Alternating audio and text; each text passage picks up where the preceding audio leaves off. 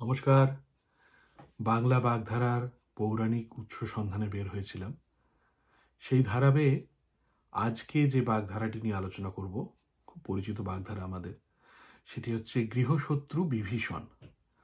প্রতারক বা প্রবঞ্চক এই ধরনের লোককে বোঝাতে, মানে যে নিজের লোক অথচ গিয়ে শত্রু শিবিরে যোগ দিয়ে তাদেরকে সাহায্য করছে, এই ধরনের লোককে বোঝাতে আমরা গৃহশত্রু বিভীষণ এই কথাটি ব্যবহার করে থাকি।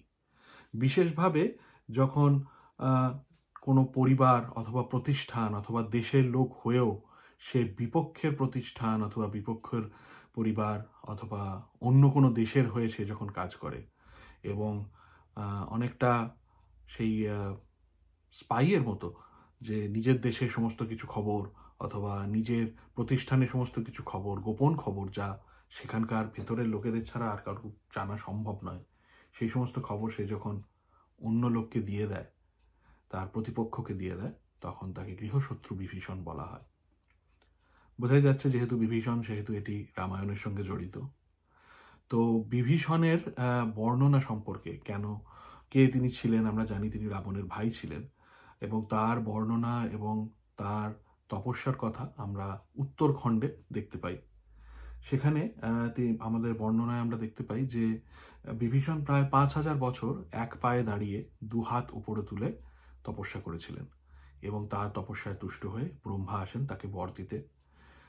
এই ব্যাপারটি আমরা তিনজনের ক্ষেত্রেই দেখতে পারবো। উত্তরখণ্ডে বর্ণনায় আছে যে রাবণ, বিভীষণ এবং কুম্ভকর্ণ নানাভাবে নিজেকে কৃচ্ছ সাধনের মাধ্যমে তপস্যা করছেন এবং সেই তপস্যার জন্য তুষ্ট হয়ে যখন ব্রহ্মা বর দিতে আসছেন, সেই বরে রাবণ পাচ্ছেন যে তাকে কোনো দেবতা অথবা পশু, দেবতা অথবা বেশ কয়েকটি ছিল দেবতা, কিন্নর এবং আরও বেশ কয়েকটি প্রজাতির কেউ তাকে হত্যা করতে পারবে না, কিন্তু তার মধ্যে মানুষ এবং পশু এই দুটি ছিল না।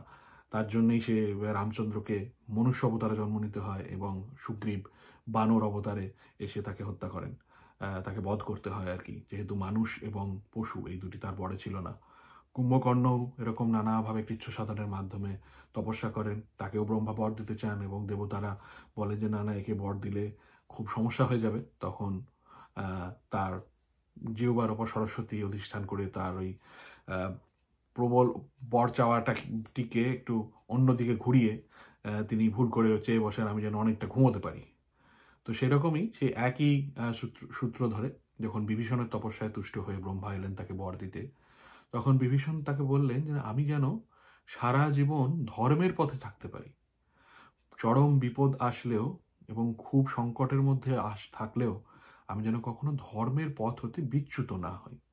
সেখানে আমরা দেখতে পাচ্ছি যে উত্তরকাণ্ডের 10ম সর্গের 31 নম্বর শ্লোকে বিভীষণ বলছেন, পরমাপদগত সৎপি ধর্ম মতির ভবেত, মানে পরম বিপদের মধ্যে থাকলেও আমি যেন ধর্মে আমার মতি থাকে। তো তার এই যে সদাচার এবং বর প্রার্থনা, এটি শুনে ব্রহ্মা অত্যন্ত খুশি হন এবং তিনি তাকে বললেন যে চিরদিন তুমি ধর্মের পথে তো থাকবেই এবং অধর্মের পথে না গিয়ে যতদিন তুমি ধর্মের পথে থাকবে সেই জন্য তোমাকে আমি অমরত্বও প্রদান করলাম। এখানে উল্লেখ্য যে রাবণও অমরত্ব চেয়েছিলেন ব্রহ্মার কাছে, কিন্তু ব্রহ্মা তখন তাকে অমরত্ব দেননি। সেই জন্যই তার পরিবর্তে বিকল্প হিসেবে রাবণ বর চেয়েছিলেন যে তাকে যেন দেবতা, নাগ অথবা আরও একটি বিস্তৃত বর্ণনা আছে যে কারা কারা তাকে হত্যা করতে পারবে না। যাই হোক, তো বিভীষণকে ব্রহ্মা বর দিলেন, না ধর্মে জায়তে বুদ্ধির অমরত্বং দদামিতে, মানে অধর্মে তোমার যেন না হয় তার বুদ্ধি আমি তোমাকে দিলাম এবং তোমাকে আমি অমরত্ব প্রদান করলাম। পরবর্তীকালে রাবণ সীতা হরণ করেন এবং রামচন্দ্র সেই সীতাকে উদ্ধার করার জন্য এসে লঙ্কায় উপস্থিত হন এবং সেখানে আমরা দেখতে পাই বিভীষণ বারবার রাবণকে বলছেন যে তুমি সীতাকে ছেড়ে দাও, পরস্ত্রীকে এরভাবে হরণ করে নিয়ে আসা উচিত নয়, তুমি রামের সঙ্গে সন্ধি করো, না হলে তোমার প্রভূত বিপদ এসে উপস্থিত হবে। কিন্তু সেখানে রাবণ তাকেই নানাভাবে তিরস্কার করছেন যে তুমি বিপক্ষের, আমার শত্রুপক্ষের হয়ে আমার সঙ্গে কথা বলতে এসেছো, এবং তিনি বলছেন যে জ্ঞাতিরা সবসময় তাদের জ্ঞাতিদের ছিদ্রান্বেষণে থাকে এবং কোনো একটি নেগেটিভ কিছু খুঁজে পেলেই কিংবা কোনো একটি ছিদ্র অথবা বাজে কিছু খুঁজে পেলেই সেটিকে সমূলে সেটির সূত্র ধরে তাদের সমূলে বিনাশ করার পরিকল্পনা করতে থাকে। তো সেখানে কৃত্তিবাসী রামায়ণে আমরা দেখি কি বলেছিলেন রাবণ বিভীষণকে।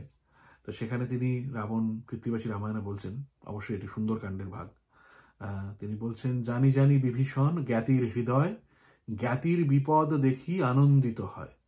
জ্ঞাতির মধ্যে কেহ যদি হয় ধনী সুখী, তাহা দেখি অন্য জ্ঞাতি হয় মন দুঃখী। বরঞ্চ আপন মৃত্যু পারে সহিবারে, বরঞ্চ আপন মৃত্যু পারে সহিবারে, জ্ঞাতির ঐশ্বর্য কিন্তু দেখিতে না পারে। তাহায় পুনঃ কাপট্য করিয়া প্রকাশন, নিরন্তর তার ছিদ্র করে অন্বেষণ। পাবা মাত্র কোন ছিদ্র বিবিধ প্রকারে, আয়োজন করে সমূলেতে বিনাশেরে। পাবা মাত্র কোন ছিদ্র বিবিধ প্রকারে, আয়োজন করে সমূলেতে নাশিবারে। রাবণ আরো বলেছিলেন যে সাপ অথবা শত্রুর সঙ্গেও ঘর করা শ্রেয়, কিন্তু শত্রু সেবী মানে যে শত্রু সেবা করছে তাকে কেউ কখনো ঘরে রাখা একদম উচিত নয়। তিনি বলছেন, বরঞ্চ ভুজঙ্গ কিংবা শত্রু সঙ্গে রবে, শত্রু সেবী জন সহবাসী নাহি সবে। তুমি একে জ্ঞাতি তাহে শত্রু ভক্তিমান, তুমি থাকিতে মোরে হবে না কল্যাণ। মানে তুমি একে তো আমার আত্মীয়, তার উপর আবার শত্রুর পক্ষে তার সেবা করতে চাও রামের, তুমি থাকলে আমার কোনো কল্যাণ হবে না, অতএব তুমি এখান থেকে বেরিয়ে যাও। তো পরবর্তীকালে আমরা দেখতে পাই বিভীষণ সেখান থেকে চলে গেছেন, রামের শিবিরে যোগদান করেছেন, যেখান থেকে গৃহশত্রু বিভীষণ। এবং শুধু যোগদান করেননি, যুদ্ধের বিভিন্ন সময় তিনি নানা রকম ভেতরের খবর দিয়ে রামচন্দ্রকে এবং তার সৈন্যদের সাহায্য করেছেন।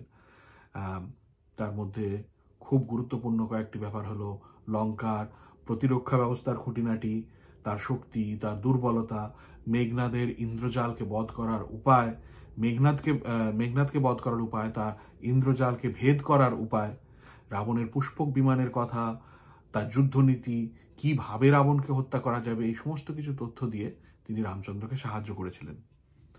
এখন এই তথ্যগুলি ছাড়া রামচন্দ্র রাবণকে পরাজিত করতে পারতেন কিনা, কিংবা কিভাবে অন্য কিছু করতেন, সেটি একটি বিতার্কিক বিষয়, সেই দিকে আমি যাচ্ছি না।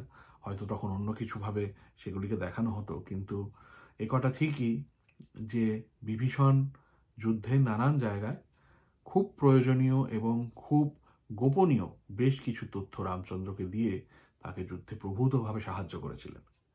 এবং এই ঘটনার সূত্র ধরেই আমাদের এই গৃহশত্রু বিভীষণ কথাটি আমাদের বাগধারায় প্রবেশ করেছে।